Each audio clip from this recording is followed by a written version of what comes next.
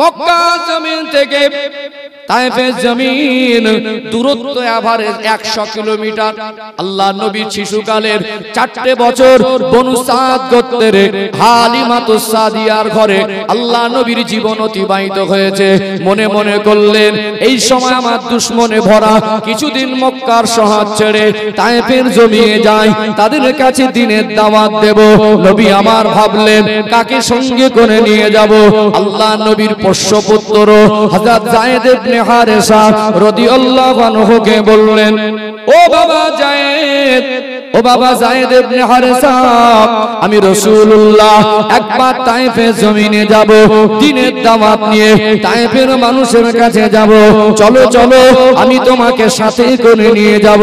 আল্লাহ নবীর সফর সঙ্গী, আল্লাহ নবীর পোষ্যপুত্র হযরত যায়েদ ইবনে হারেসাকে নিয়ে মক্কা জমিন ছেড়ে তায়েফের জমিনে চলে গেলেন। কিতাবের বর্ণনায় লেখা হলো তদানীন্তন সময় তায়েফের মানুষেরা যে মূর্তির বেশি ভক্ত ছিল, ওই মূর্তিটার নাম হলো লাত, উজ্জা, লাত, হুবল, একটা মূর্তির নাম ছিল তদানীন্তন সময়। তো লাত মূর্তির ভক্ত ছিল। দয়ার নবী, মায়ার নবী হযরত যায়েদ ইবনে হারেসা রাদিয়াল্লাহু আনহুকে নিয়ে তায়েফের জমিনে চলে গেলেন। তায়েফের বিভিন্ন গোত্রের মোড়লদের কাছে গিয়ে দ্বীনের দাওয়াত দিতে লাগলেন। একটানা 10 দিন ধরে দ্বীনের দাওয়াত দিচ্ছেন। তায়েফের অলিগলিতে ঘুরে বেড়ায়, তায়েফের মানুষকে নিজের পরিচয় দেয়, এ তায়েফবাসী, আমি সেই মুহাম্মদ সাল্লাল্লাহু আলাইহি ওয়াসাল্লাম। আমার জীবনের শিশুকালের 4টে বছর এই বনু সাদ গোত্রের হালিমাতুস সাদিয়ার ঘরে আমি লালিত পালিত হয়েছি। আল্লাহ আমাকে নবুয়ত দিয়েছেন, আপনারা আমায় নবী বলে মেনে নেন, আল্লাহকে এক বলে স্বীকার করে নেন, লাতকে আর প্রভু বলে মানবেন না। তায়েফের বিভিন্ন গোত্রের মোড়লেরা আল্লাহ নবীর কথা শোনে না, বরং তারা উদ্ভট প্রশ্ন করে, আপনি যদি নবী হন আপনি আমাদের মতো কেন খান? আপনি যদি নবী হন আপনি আমাদের মতো কেন ঘুমান? আল্লাহর নবীকে তায়েফবাসী তো মানলো না, বরং বলতে লাগলো, আমাদের লাত ঠাকুরকে আমরা পূজা করি, মুহাম্মদকে তাড়িয়ে যদি না দেই, বলুন সাল্লাল্লাহু আলাইহি ওয়াসাল্লাম আমাদের বাপ দাদার ধর্মটা মিটিয়ে দিতে এসেছে। তায়েফের দুষ্টু ছেলেরা, কিছু হিংস্র মানুষেরা, তারা আল্লাহ নবীর পিছনে পড়ে গেল। আল্লাহ নবীকে বের করে দেওয়ার জন্য ছোট ছোট অবুঝ বালক বাচ্চাদেরকে লিলিয়ে দেয়, দেখ দেখ পাগল এসেছে, একে তাড়িয়ে দিতে হবে। আল্লাহ নবীর পিছনে অনেক ছোট বড় কথা বলে, আল্লাহ নবীকে গালি দেয়। আর নবী মার নবীর দিকে পাথর ছুঁড়ে ছুঁড়ে মারে। যে নবীর পূর্ণিমার চাঁদের মতো চমকানো চেহারার দিকে তাকালে ক্ষুধার জ্বালাটা নিবারণ হয়ে যেত, ওই নবীর শরীর মোবারকে পাথর ছুঁড়ে ছুঁড়ে মারে। আল্লাহ নবী বলেন, এ তায়েফবাসী, এ তায়েফের মানুষ, আমি তোমাদের তো কোনো ক্ষতি করি নাই, আমি তোমাদের তো কোনো গালাগালি করি নাই, তোমাদের তো কোনো কষ্ট দিই নাই, তোমরা কেন আমায় পাথর ছুঁড়ে মারো? তায়েফবাসী থামে না, আল্লাহ নবীর শরীর মোবারকের দিকে পাথর ছুঁড়ে ছুঁড়ে মারে। আল্লাহ নবীর সাহাবী হযরত যায়েদ ইবনে হারেসা রাদিয়াল্লাহু আনহু দেখলেন আমার সামনে আমার রাসূলুল্লাহর শরীরে পাথরের আঘাত আমি সহ্য করতে পারবো না। হযরত যায়েদ ইবনে হারেসা রাদিয়াল্লাহু আনহু অমনি সিনাটা পাঁচ পেতে দেয়, ঢাল হয়ে দাঁড়িয়ে যায়। পাথরগুলো হযরত যায়েদ ইবনে হারেসা রাদিয়াল্লাহু আনহুর মাথায় আঘাত লাগে, তিনিও নিজে আঘাত প্রাপ্ত হলেন। আল্লাহর নবীকে এত পাথর মারা আমার নবী আমার এমন ভাবে আঘাত প্রাপ্ত হলেন, আল্লাহ নবীর শরীরে পরনে ছিল জুব্বা মোবারক, আল্লাহ নবীর শরীরে পরনে ছিল পিরহান মোবারক, ওটা রক্তে লাল হয়ে গেল। আল্লাহ নবীর শরীরের রক্তটা আল্লাহ নবীর পিছু ছাড়ে না। নবী আমার এত বেশি আঘাত পেলেন, আল্লাহ নবীর এত বেশি রক্ত ঝরে গেল, আল্লাহর নবীর গোটা শরীরটা রক্তাক্ত হয়ে গেল, খুন আর খুন হয়ে গেল। আল্লাহর নবী আর দাঁড়াতে পারছেন না, দয়ার নবী আর দাঁড়াবার ক্ষমতা নেই, জমিনে বসে পড়লেন। ওই অবস্থায় তায়েফবাসী পাথর মারে। হযরত যায়েদ ইবনে হারেসা রাদিয়াল্লাহু আনহু একা চতুর্দিক থেকে পাথরের আঘাত তিনি একা সামাল দিতে পারছেন না। তার নবীর গোটা শরীরটা রক্তাক্ত হয়ে গেল। আল্লাহ নবী হুজুর আমার একটুখানির জন্য হুঁশ মোবারক হারিয়ে ফেললেন, জমিনে লুটিয়ে পড়লেন। শরীরের ক্ষত বিক্ষত জায়গাগুলো গোশতটা কেটে রক্তের সঙ্গে গোশতের সঙ্গে জামাটা লেপটে জড়িয়ে গিয়েছে। আল্লাহ নবী বেহুশ হয়ে গেলেন। ওই অবস্থায় পাথর ছুঁড়ে মারে, মনে করে মরে গেছে। এবারে তারা চলে গেল। আল্লাহ নবী সাহাবী হযরত যায়েদ ইবনে হারেসা রাদিয়াল্লাহু আনহু আল্লাহ নবীর কষ্ট দেখে আর সহ্য করতে পারলেন না। মনের মধ্যে ভয় ভীত সন্ত্রস্ত হয়ে গেলেন। নবী আমার কথা বলছেন না, আল্লাহর নবী আর নড়াচড়া করছেন না। দয়ার নবীকে মরু ময়দানে, ওই তায়েফের মরুভূমি আর পাহাড় মনে করলেন আবার ওরা ঘুরে আসতে পারে। আমার নবী যদি হুঁশ মোবারক এনায়েত হয়, ওরা আবার আঘাত করতে পারে। আল্লাহর নবীকে খুব কষ্ট করে কোলে করে নিয়ে একটু পাশে ছিল একটা আঙুর বাগান, ওই আঙুর বাগানের ভিতরে আশ্রয় নিয়েছিলেন। জোরে বলুন সুবহানাল্লাহ, আরো জোরে বলুন সুবহানাল্লাহ। ও ভাইজানেরা, সোনার মানিক যুবকেরা, আব্বারা মায়েরা, যে নবীকে আল্লাহ না বানালে কুল কায়নাত বানাতেন না। সৃষ্টির মধ্যে যে নবীর সম্মান আল্লাহ বেশি বাড়িয়েছেন, সৃষ্টির মধ্যে আল্লাহ যাকে বেশি ভালোবাসেন, ওই নবীর এত কষ্ট আমার আল্লাহ তিনি আর সহ্য করলেন না। ডাক দিলেন ফেরেশতা জিবরাইল, লাব্বাইক ইয়া রব, যান যান তায়েফের জমিনে চলে যান। আমার হাবিবকে রক্তাক্ত করে বেহুশ করে দিয়েছে। আমার নবী করে এত কষ্ট দেয়, আমার হাবিব করে এত ভাবে কষ্ট দিয়েছে। আমার নবীকে একটু জিজ্ঞাসা করেন, যদি তিনি অনুমতি দেন তায়েফবাসীকে ধ্বংস করে দেন। গজবের ফেরেশতা বড় বড় পাহাড়গুলো তুলে এনে ওদেরকে চাপা দিয়ে মেরে দেন। আল্লাহ নবীর কাছে ফেরেশতা জিবরাইল আমিন আসলেন। যায়েদ ইবনে হারেসা রাদিয়াল্লাহু আনহুর কোলের উপরে মাথা তিনি টুকরে টুকরে কাঁদেন, আল্লাহর কাছে দোয়া চান। ও আল্লাহ, ও রব্বুল আলামিন আল্লাহ, আমি যায়েদ ইবনে হারেসা আমার নবীর কষ্ট সহ্য করতে পারছি না। আমার নবীকে এইভাবে মেরেছে, আমি সহ্য করতে পারছি না।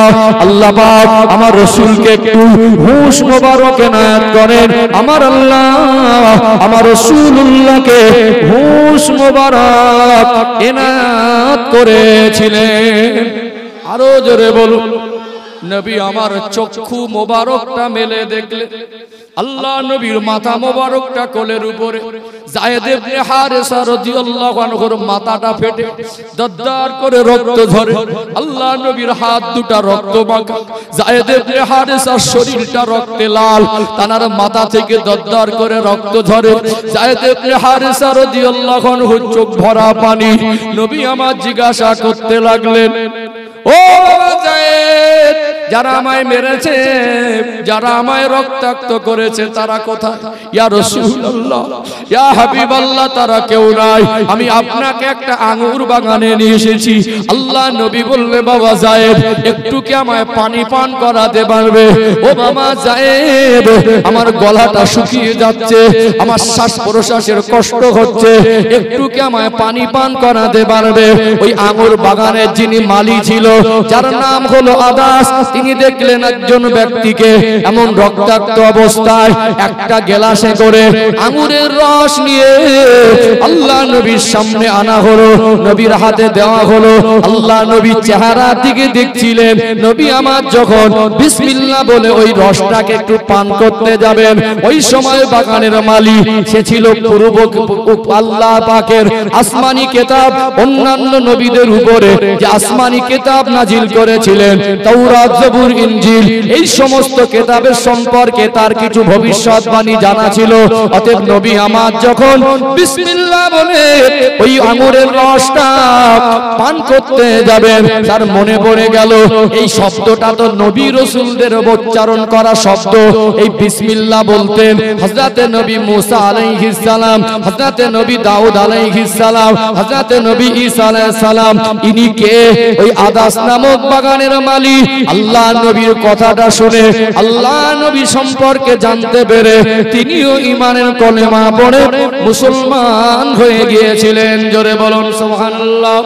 ও ভাইজানেরা, সোনার মানিক যুবকেরা, আব্বারা মায়েরা, আল্লাহ নবী হুঁশ ফিরে পেলেন।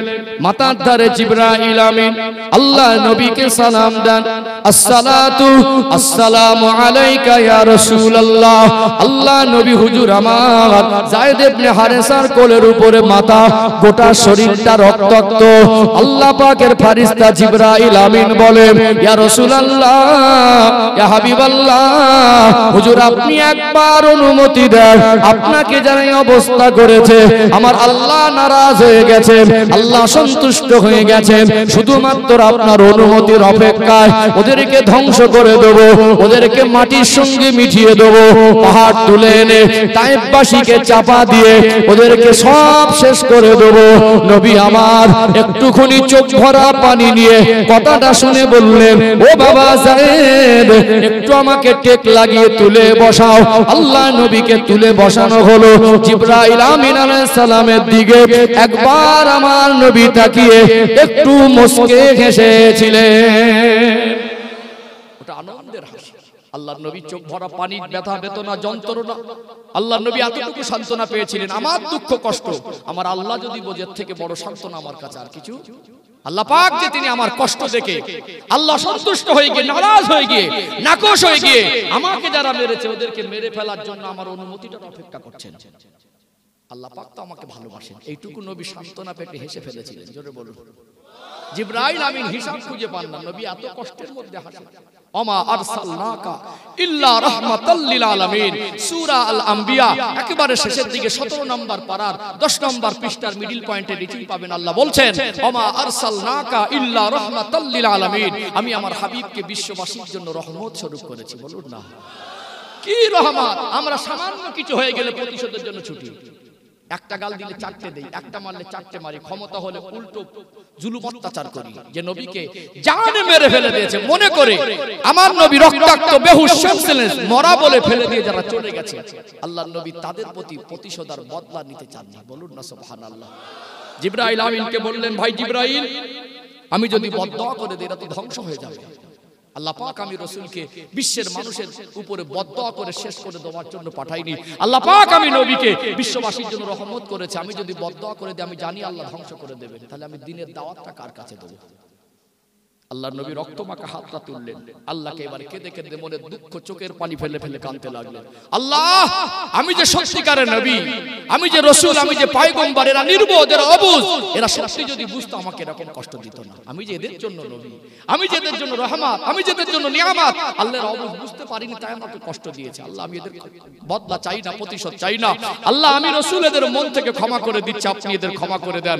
আল্লাহর নবীর হাত তোলা, আল্লাহর কাছে দোয়া চাওয়া, আল্লাহ আপনি এদেরকে হেদায়েত দেন, আমার রক্তের বদলে, কষ্টের বদলে। আল্লাহ, আমি তায়েফবাসীর কল্যাণ চাই। আল্লাহ, আমি রাসূল, আমার ধারণা, আমার মনে হচ্ছে এরা একদিন ফিরবে, একদিন এরা বুঝবে, এরা যদিও না বোঝে একদিনের ছেলেরা হলে বুঝবে, একদিন তায়েফের জমিনে ইসলামের পতাকা উঠবে। বলুন সুবহানাল্লাহ। আমার আল্লাহর হাবিব খুব কষ্ট পেয়েছিলেন। নবীর জীবনে সবথেকে দুটো কথা নবী ভুলতে বলছিলাম। এই মসজিদ আকসা আল্লাহর নবী নবীদের ইমামতি করে নামাজ পড়েছেন না পড়েননি? নামাজ পড়েছেন। এই মসজিদে আকসা, এখানে আপনি গোটা পৃথিবীর মধ্যে মসজিদে আকসা একটা অন্যতম। মসজিদে আকসা এক রাকাত নামাজ পড়লে আল্লাহ খুশি হয়ে 25,000 রাকাতের নেকি দেয়। বলুন সুবহানাল্লাহ। সওয়াবও বেশি আছে। যারা বলেন নবী মরে গেছেন, নবীর কবর বলতে হবে, মাজার শরীফ বলা যাবে না, আজকে দিনে শুনতে হচ্ছে দুর্ভাগ্যজনক। নবীদের সম্মান আল্লাহ দিয়েছেন, আমরা দেবার কে? কোরআন হাদিস যতটুকু সম্মান দিয়েছেন আমরা অতটুকু দেবো। আমরা কমাতেও পারবো না, বাড়াতেও পারবো না, কারণ আমরা আল্লাহ দেখিয়ে দেওয়ার রাস্তায় চলি, নবীর দেখিয়ে দেওয়ার রাস্তায় চলি। আল্লাহ যতটুকু বলতে বলেছেন অতটুকুই বলবো, যতটুকু করতে বলেছেন অতটুকুই করব। তারপরেও বলি, যারা বলেন নবীর মাজার শরীফ বলা যাবে না, আমি বলছি নবীর কাছে আজরাইল আলাইহিস সালাম এসেছিলেন, নবীর ইন্তেকাল হয়েছে, তো সাধারণ মানুষ যেভাবে কবরে, নবীর ওইভাবে কবরে নয়। সাধারণ মানুষের হালাত আলাদা, নবীদের হালাত আলাদা। আমরা আহলে সুন্নাতুল জামাতের আকীদার মানুষ, আমাদের আকীদা হলো নবী কবরে বারজাকি জীবনে জিন্দা। জোরে বলুন সুবহানাল্লাহ। তাই যদি না হতেন, আল্লাহ পাক প্রত্যেকটা নবী রাসূলকে মেরাজের রাতে মসজিদে আকসায় হাজির করলেন কি করে, এবং তারা নামাজও পড়েছেন। বরং আল্লাহ নবী সাল্লাল্লাহু আলাইহি সাল্লাম বলছেন, আমি যখন মসজিদে আকসার দিকে যাচ্ছিলাম মেরাজের রাতে, মুসা আলাইহিস সালামের কবরের পাশ থেকে যাচ্ছিলাম, আমি তানাকে কবরের নামাজ পড়তেও দেখেছি। জোরে বলুন সুবহানাল্লাহ। নবীরা কবরে মরা বলা যাবে না। একটা পুরনো কবর খুঁড়তে গিয়ে পুরনো হাড় গোড় পাওয়া যায়, একটু মিস্টেক হয়ে যেখানে কবর ছিল কিনা, সাধারণ মানুষের ধারণা হয় যে এখানে একটা মানুষকে কবরস্থ করা হয়েছিল, পৌঁছে গেছে।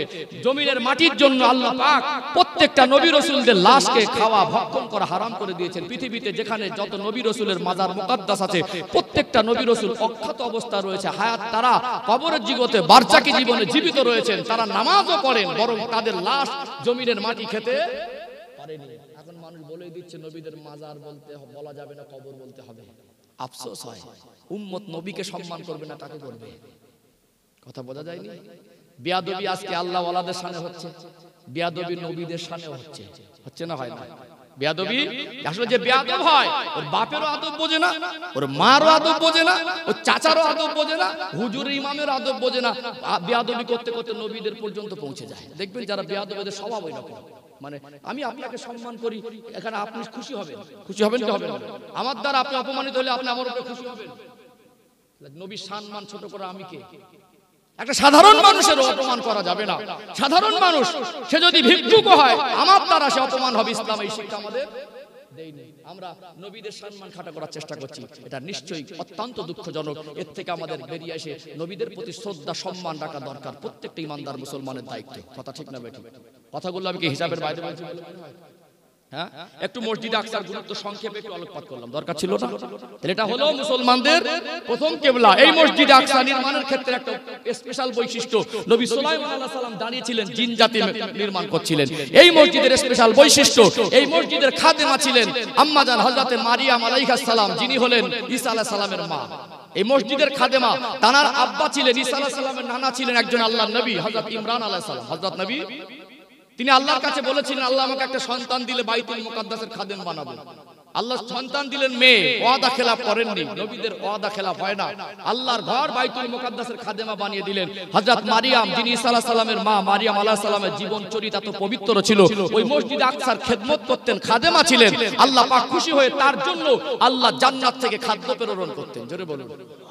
যে মসজিদের খাদেমের জন্য, খাদেমার জন্য আল্লাহ জান্নাত থেকে খাদ্য পাঠাতেন, গল্প নয়, কোরআন শরীফ খুলবেন।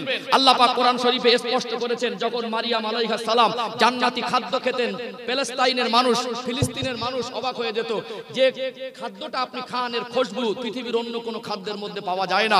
যে খাদ্যটা আপনি খাচ্ছেন, গোটা ফিলিস্তিনের শহরে বাজারে কোথাও বিক্রি হতে দেখি না, খাদ্য কোথা থেকে পাও? তিনি বলতেন যে ক্বালা ইয়া মারিয়াম আন্না লাকি হাযা, মারিয়াম খাদ্য কোথা থেকে আসে? মারিয়াম আলাইহিস সালাম বলতেন ক্বালাত হুয়া মিন ইনদিল্লাহ, এটা আল্লাহর তরফ থেকে আসে। বলুন না সুবহানাল্লাহ।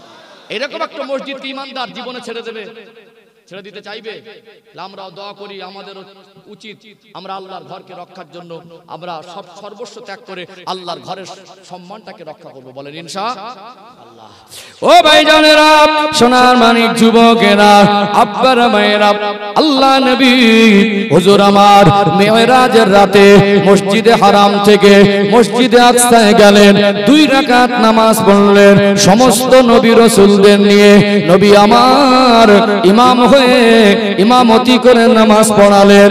আল্লাহর ফেরেশতা হযরত জিবরাইল আমিন আলাইহিস সালাম বলতে লাগলেন, ইয়া রাসূলুল্লাহ, ইয়া হাবিবাল্লাহ, হুজুর এখন অনেক রাস্তা বাকি, যেতে হবে সপ্তম আসমান ভেদ করে আল্লাহর দিদারে। নবী আমার বললেন, ও ভাই জিবরাইল, আমি একটু পিপাসার্ত হয়ে পড়েছি। বুখারীর বর্ণনা এসেছে, আল্লাহ নবীর কাছে একটা পাত্রে একটা পেয়ালার মধ্যে কয়েক একটা পাত্র পেশ করা হলো। একটাই ছিল মধু, একটাই ছিল মদ, আর একটাই ছিল দুধ। নবী আমার পিপাসার্ত অবস্থায় দুধের গ্লাসটাকে পছন্দ করেছিলেন। জোরে বলুন সুবহানাল্লাহ। হযরত জিবরাইল আমিন আলাইহিস সালাম বললেন, ইয়া রাসূলুল্লাহ, ইয়া হাবিবাল্লাহ, হুজুর আপনি ঠিকই পছন্দ করেছেন। আবার বোরাকের পিঠে সওয়ার হলেন। দুনিয়া থেকে প্রথম আসমান, প্রথম আসমান থেকে দ্বিতীয় আসমান, দ্বিতীয় থেকে তৃতীয়, একটা আসমান থেকে আর একটা আসমানের দূরত্ব কতটা দুনিয়ার মানুষ সঠিক হিসাব বলতে পারবে না। তবে আজ যারা ইসলামিক স্কলার এরা গবেষণা করে বলছে একটা আসমান থেকে আর একটা আসমানের দূরত্ব হলো দুনিয়ার 500 বছরের রাস্তার সমান। জোরে বলুন সুবহানাল্লাহ। আল্লাহ নবী হুজুর আমার বোরাকের পিঠে সওয়ার হলেন। অল্প সময়ের মধ্যে দুনিয়া জমিন থেকে প্রথম আসমানের দরজায় পৌঁছে গেলেন। প্রথম আসমানের দরওয়াজার নাম হলো দারুল হাফায়াত। প্রথম আসমানের দরওয়াজার দায়িত্বে তার রক্ষী যে ফারিস্তা আল্লাহ পাক নিযুক্ত করেছেন, ওই ফারিস্তার নাম হলো ফারিস্তা ইসমাইল। আল্লাহর ফারিস্তা হযরত জিবরাইল আমিন বললেন, ও প্রথম আসমানের দাররক্ষী ফারিস্তা, দারুল হাফায়াত জিম্মাদারিতে থাকা ফারিস্তা, দরওয়াজা খুলে দেন। সঙ্গে কে? আল্লাহ কি হুকুম করেছেন? জিবরাইল আমিন বললেন, ইনি অন্য কেউ নয়, আল্লাহর প্রিয় হাবিব দয়ার নবী রাহমাতাল লিল আলামিন আমার সঙ্গে। সঙ্গে সঙ্গে দরওয়াজা খুলে দেওয়া হলো। নবী আমার প্রথম আসমানে গিয়ে একজন নবীর সঙ্গে দেখা করলেন। একজন নবীর সঙ্গে দেখা হলো। ওই নবী অন্য কেউ নয়, ওই নবী হলেন হযরতে নবী আদম আলাইহিস সালাম। জোরে বলুন সুবহানাল্লাহ। আর একটু ঈমান মজবুত হবে যারা বলেন নবী মরে গেছে, মাজার মুকাদ্দাস বলা যাবে না। নবী মুসা আলাইহিস সালামকে আল্লাহ নবী নামাজ পড়তে দেখেছেন তানার কবরে, আবার ইমামতি করে বাইতুল মুকাদ্দাসে নামাজ পড়লেন। আবার আল্লাহ নবী আসমানে গিয়ে দেখা করেছেন কি করেন নাই? করেছেন কি করেন নাই? আল্লাহ পাক চাইলে তার নবী রাসূলদের মাকামটাকে আল্লাহ পাক অল্প সময়ের মধ্যে স্থানান্তর করে দিতে পারেন কি পারেন না? সাধারণ মানুষের সঙ্গে এই জন্য নবীদের কোনোদিন তুলনা করা যাবে না। নবীদের শান মান নিয়ে যদি কেউ খাটে করে, বসিরহাটের বড় মাওলানা আল্লামা ইহিল রুহুল আমিন রাহমাতুল্লাহ আলাইহি তার লিখিত কিতাব কালেমাতুল কুফর কিতাবের মধ্যে লিখেছেন, নবীদের শান মান বর্ণনা করতে গিয়ে, নবীদের ক্ষেত্রে কথা বলতে গিয়ে যদি শব্দ চয়নে ভুল হয়, তাদের সামনে যদি অপমানমূলক কোন শব্দ যদি প্রয়োগ করা হয়, এর জন্য ঈমান চলে যাবে। ও ভাইরা বাবাজিরা, এখন নবীদের প্রতি সম্মান করা দরকার আছে না নেই? চলে গেলেন প্রথম আসমানে, আদম আলাইহিস সালামের সঙ্গে দেখা হলো। আদম আলাইহিস সালামের সঙ্গে পরিচয় করিয়ে দিচ্ছেন, ইয়া রাসূলুল্লাহ ইনি হলেন সকলের আদি পিতা, আপনি তাকে সালাম করুন। আল্লাহ নবী সালাম দিলেন। নবীর আগমনের খবর তিনি আগাম জানতেন। আল্লাহ নবীর পিছনেই তো তিনি নামাজ পড়েছেন। আবার তার সুস্বাগতম জানালেন, ওয়েলকাম জানালেন। আল্লাহ নবী দেখছেন আদম আলাইহিস সালাম, তিনি একবার ডান দিকে দেখছেন, একবার বাম দিকে দেখছেন। ডান দিকে যখন দেখেন, অসংখ্য মাছির মাথার মতো কি যেন দেখা যায়, যেটা মানুষের চোখে গোনা সম্ভব নয়। তিনি ডান দিক থেকে মুখটা ফিরিয়ে একটু মুচকে হাসেন। আবার বাম দিকে একবার দেখেন, বাম দিক থেকে মুখটা ফিরিয়ে মনটা খারাপ করেন। আল্লাহ নবী জিজ্ঞাসা করলেন, ইয়া আখি জিবরাইল, ও ভাই জিবরাইল, এই ডান দিকে মাছির মাথার মতো অসংখ্য কি দেখা যায়? এদিকে আদম আলাইহিস সালাম দেখে তিনি আনন্দিত হন, আর বাম দিকে কি দেখা যায়? এদিকে দেখার পরে তিনি বিষণ্ণ হন, তার মন খারাপ হয়ে যায়। ওই সময় বললেন, এগুলো হলো আদম সন্তানের রূহের একটা অবস্থান। যারা জান্নাতি হবে আল্লাহ তাদের ডান দিকে স্থান দিয়েছেন, যারা জাহান্নামী হবে আল্লাহ তাদের বাম দিকে স্থান দিয়েছেন। গেলেন। জান্নাতীদের দেখে তিনি আনন্দিত হন, আর জাহান্নামীদের দেখে তিনি মন খারাপ করেন। প্রথম আসমান থেকে দ্বিতীয় আসমানে গেলেন, দরওয়াজার ধারে দাঁড়িয়ে দরওয়াজার দ্বাররক্ষী ফেরেশতাকে বললেন, দরওয়াজা খুলে দেন। আল্লাহ নবীর শুভকামনার কথা শুনে দরওয়াজা খুলে দেওয়া হলো। দ্বিতীয় আসমানে দুইজন নবীর সঙ্গে দেখা হলো। একজন নবী হলেন হযরত ঈসা আলাইহিস সালাম, আর একজন নবী হলেন হযরত ইয়াহইয়া আলাইহিস সালাম। ওখানে নবী আমার সালাম কালাম করলেন, ওখান থেকে চলে গেলেন। তৃতীয় আসমানে একজন নবীর সঙ্গে দেখা হলো। ওই নবীর নাম হলো হযরত নবী ইউসুফ আলাইহিস সালাম। সালাম কালাম হলো, আল্লাহ নবী ওখান থেকে চলে গেলেন। এক আসমান থেকে আর একটা আসমানের দূরত্ব দুনিয়ার 500 কিলোমিটার, দুনিয়ার 500 বছরের রাস্তার সমান, দুনিয়ার 500 বছরের রাস্তার সমান। চতুর্থ আসমানে গেলেন, একজন নবীর সঙ্গে দেখা হলো। ওই নবীর নাম হলো হযরত নবী ইদ্রিস আলাইহিস সালাম। পঞ্চম আসমানে গেলেন, দরজা খুলে দেওয়া হলো। একজন নবীর সঙ্গে দেখা হলো। ওই নবীর নাম হলো হযরত নবী হারুন আলাইহিস সালাম। 6 নম্বর অর্থাৎ ষষ্ঠ আসমানে গেলেন, দরজা খুলে দেওয়া হলো। একজন নবীর সঙ্গে দেখা হলো। ওই নবীর নাম হলো হযরত নবী মূসা আলাইহিস সালাম। সপ্তম আসমানে গেলেন, গিয়ে একজন নবীর সঙ্গে দেখা হলো। ওই নবী হলেন হযরত নবী ইব্রাহিম আলাইহিস সালাম। তিনি বাইতুল মামুরের গায়ে টেক লাগিয়ে হেলান দিয়ে বসে আছেন, আর তানার চতুর্দিকে ছোট ছোট বাচ্চাগুলা খেলা করে। এখন বাইতুল মামুর কি একটু জানতে মন চায় কি চায় না? বাইতুল মামুর আল্লাহর কাবা ঘর যেখানে, ঠিক ওই সোজাসুজি সপ্তম আসমানের উপর একটা মসজিদ, যে মসজিদে আল্লাহ ফারিস্তারা ইবাদত করে। কিতাব এসেছে ওই বাইতুল মামুরে 70,000 ফারিস্তা একবার জামাতে নামাজ পড়ে 2 রাকাত। ওই যে বেরিয়ে যাবে কিয়ামত পর্যন্ত ওদের আর সুযোগ হবে না, একবার নামাজ পড়ার সুযোগ পাবে। অগণিত কোটি কোটি অসংখ্য আল্লাহ ফারিস্তা মণ্ডলীকে সৃষ্টি করেছেন না করেন? ইউসাব্বিহু লিল্লাহি মা ফিস সামাওয়াতি ওয়াল আরদ, 7 আসমান জমিনে যা কিছু আছে সব আল্লাহর প্রশংসা করে। শুধু মানুষ্য জাতি আল্লাহকে ভুলে যায়। আল্লাহ 5 বার ডাকে, আমরা একবারও যাই না। অনেকে একটু খৈনি খায়, দেখবেন তাদের মনে করে দিতে হবে না, টাইম মতো পাবে না বলে গাড়িতে করে নিয়ে ঘরে। আল্লাহ 5 বার ডেকেছে, কানে আওয়াজ এসেছে, আজানের আওয়াজ, মসজিদে যাই না, আছে না? আছে না?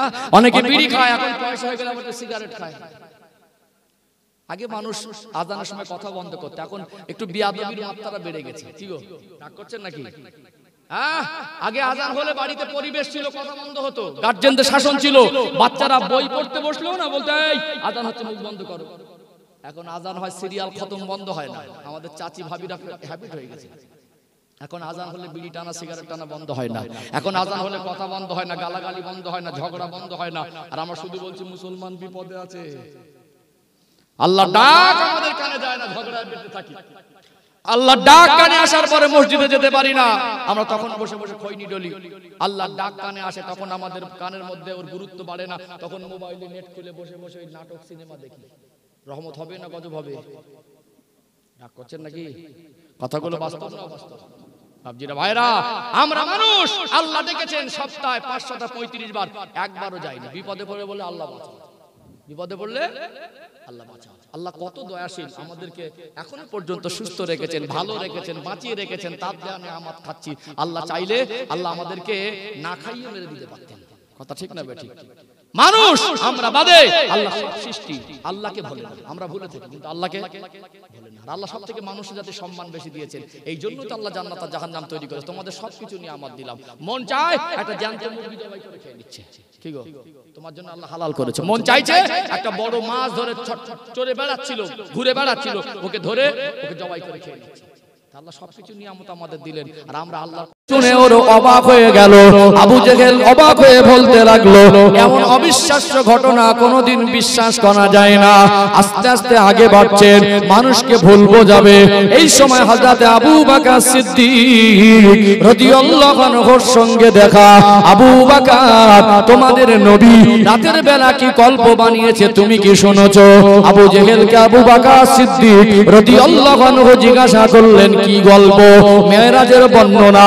আল্লাহ নবী যেটা বলেছেন আবু জেহেল ওটা হযরত আবু বকর সিদ্দিক রাদিয়াল্লাহু আনহুকে শোনালে আবু বকর সিদ্দিক রাদিয়াল্লাহু আনহু বললেন, এ আবু জেহেল, আল্লাহ নবী যদি এইভাবে বলে থাকে, আমি আবু বকর আল্লাহ নবীর ওই কথার উপরে সর্বপ্রথম বিশ্বাস স্থাপন করলাম, ঈমান আনলাম। আল্লাহ পাক খুশি হয়ে আবু বকরের আগে কিন্তু আবু বকর সিদ্দিক ছিল না, আল্লাহ দয়াময় খুশি হয়ে হযরত আবু বকর সিদ্দিক রাদিয়াল্লাহু আনহুকে সিদ্দিক উপাধি দিয়েছিলেন। জোরে বলেন না সুবহানাল্লাহ। আবু জেহেল ঘুরিয়ে প্রশ্ন করছে যে আবু বকরকে বলার পরে আবু বকর সিদ্দিক তো এক কথায় বিশ্বাস করছে, তাহলে মানুষকে বোঝাবো, ভুল বোঝাবো কি করে? গিয়ে আল্লাহ নবীর কাছে জিজ্ঞাসা করছে, সত্যি যদি তুমি নামাজ পড়ে থাকো বাইতুল মুকাদ্দাসে দরজা জানালা কটা বলো তো? আচ্ছা, কেউ নামাজ পড়ে দরজা জানালা গুনতে পারে? নবী তো নামাজ পড়েছে। আল্লাহ নবী জবাব দিতে না পারলে আবু জেহেল হাসবে, আল্লাহ সহ্য করেননি। আল্লাহ বলেছিলেন, জিবরাইল আমার হাবিবের সামনে গিয়ে বাইতুল মুকাদ্দাসের নকশাটা ধরে। নবী দেখে দেখে, আল্লাহর ফেরেশতা জিবরাইল আলাইহিস সালাম ধরেছিলেন, নবী তার চোখ দিয়ে দেখে দেখে বলে দিয়েছিলেন। জোরে বলবেন না, জোরে বলবেন না।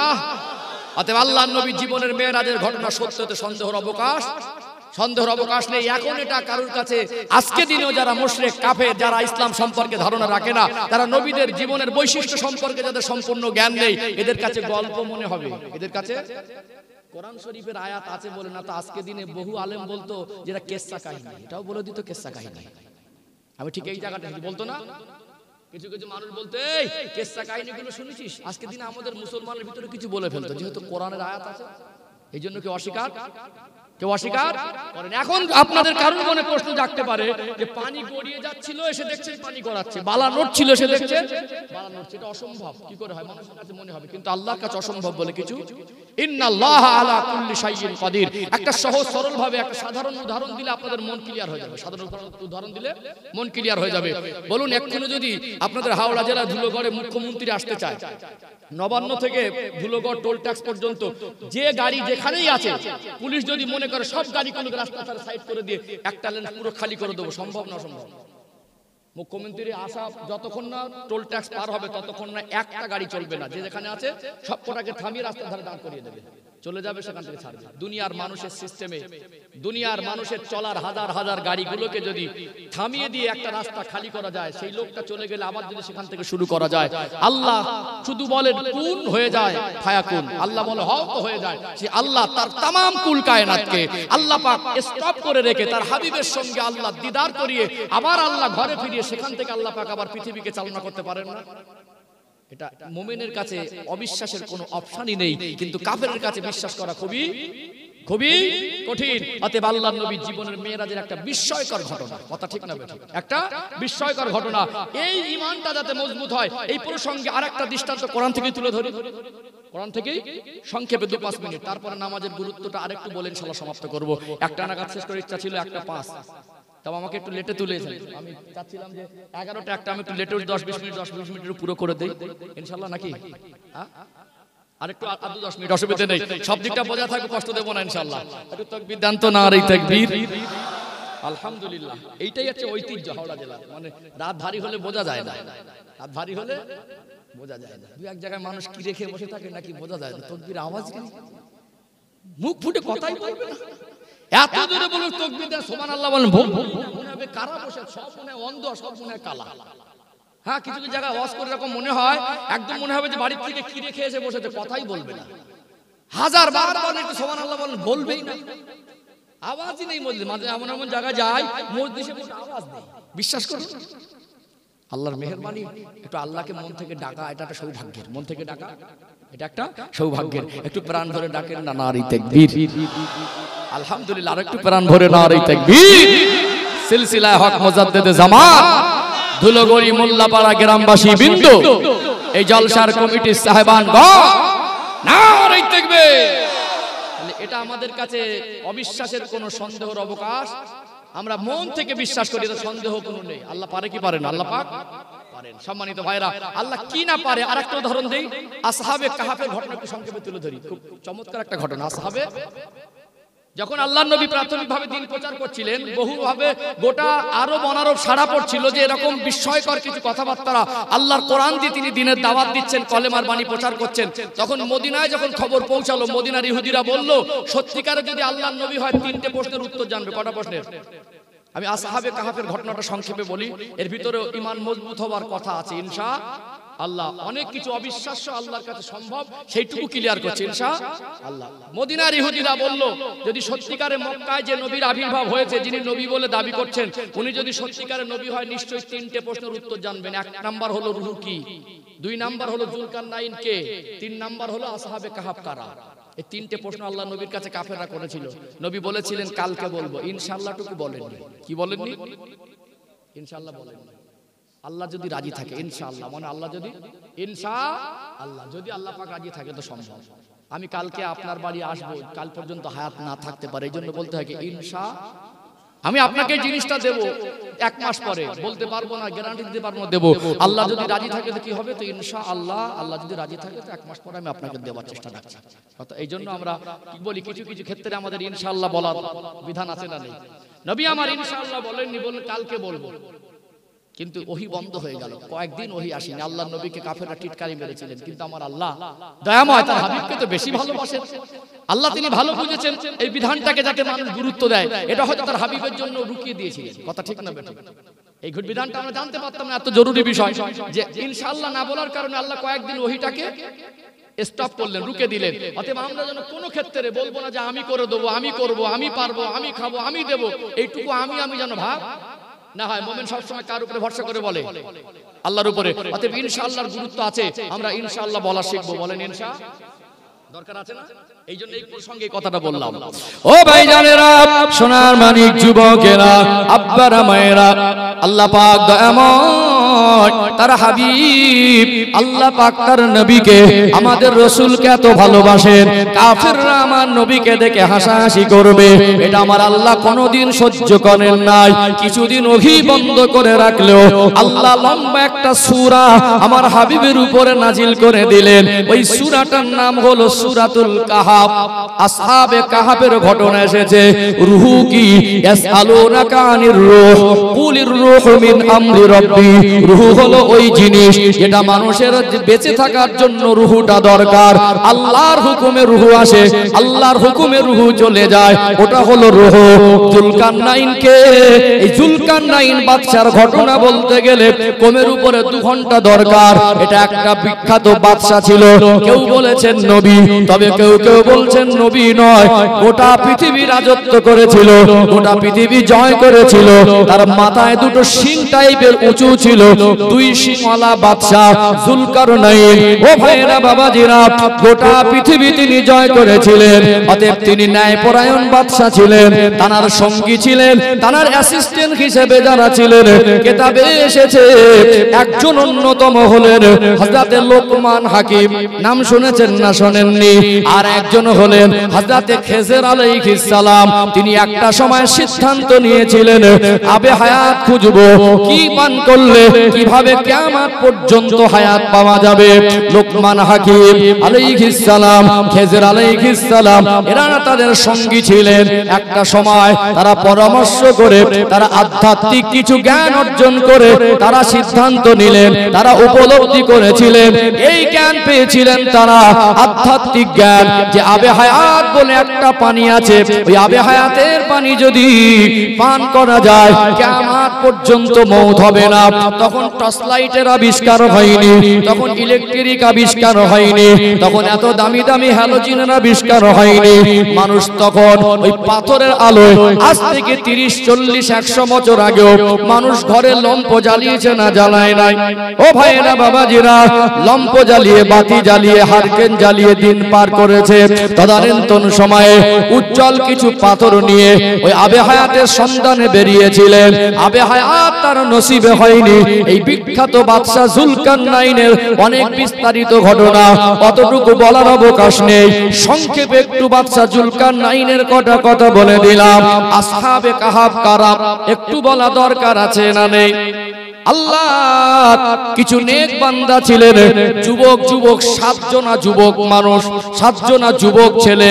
এই 7 জনা এমন একজনা, এই 7 জনের মধ্যে এমন একটা পবিত্র চিন্তাধারা ছিল। তারা যে এলাকায় বসবাস করত, ওই এলাকায় একটা জালেম বাদশা ছিল, ওই এলাকার মানুষেরা মূর্তি পূজারী ছিল।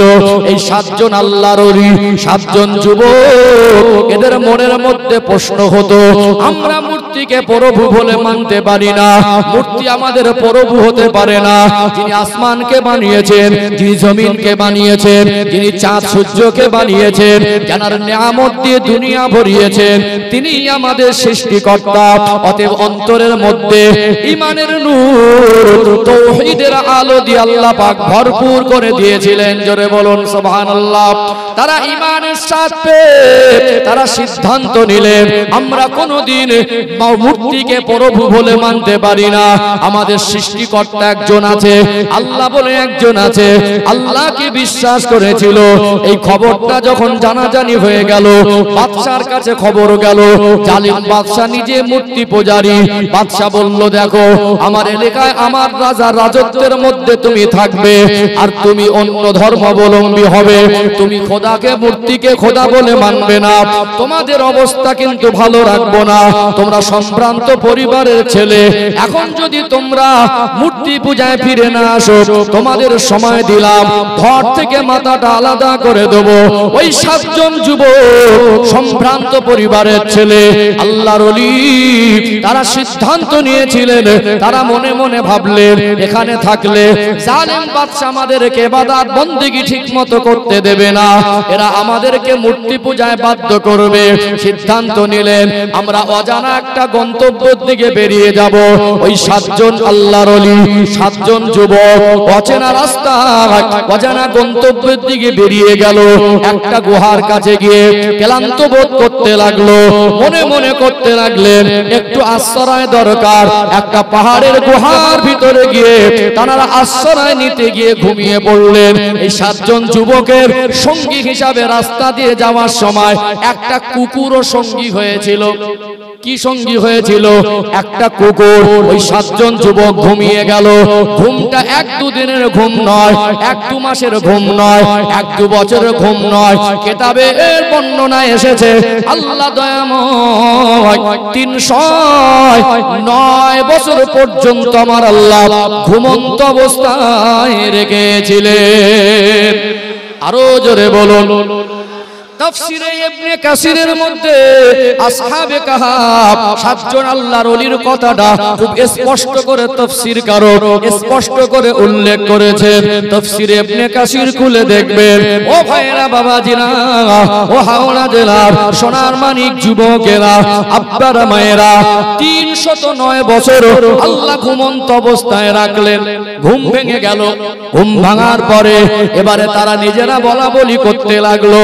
একজন বলছে, দেখ মনে হয় আমি একটু বেশি ঘুমিয়েছি। বলছে, কতক্ষণ বেশি? বলছে, মনে হচ্ছে কাল ঘুমিয়েছিলাম, সারা রাত চলে গেল, সারা দিন চলে গেল, সূর্য ডুবু ডুবু অবস্থা, আমার মনে হয় অধিক ঘুমিয়েছি।